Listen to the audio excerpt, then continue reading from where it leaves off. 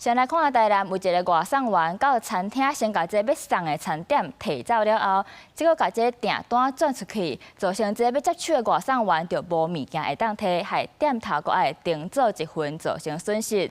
目前店家已經聯絡外送平台客服協助處理，也準備要報案啦。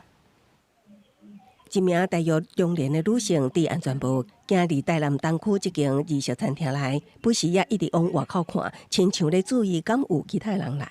店頭一無營業無加注意，就將今名大約1500塊的餐點，予這名外送員。這名外送員摕到餐點就隨離開，後手店頭才發現拄到騙餐的外送員。那一份餐點的單把它轉掉了，但是他餐點他人已經把它拿走了。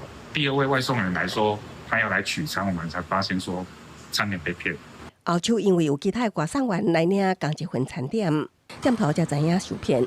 店頭除了聯絡外送平台的客服協助處理，也將監視器畫面打上網絡，呼籲餐飲同業加注意。所以上這款的狀況也常聽到。對啊，因為外送員拿走，他做什麼事情，我們也沒辦法去做任何確認。到了，讓我東西被人家拿走，那我只能回報說那個。我的餐點被其他司機拿走，這樣對很麻煩。店頭目前已經保留監視器，準備報案，佮呼籲外送同伴確認手機畫面完成領餐，以免防騙。警方是講目前等店頭報案，加調查賠清。記者綜合報道。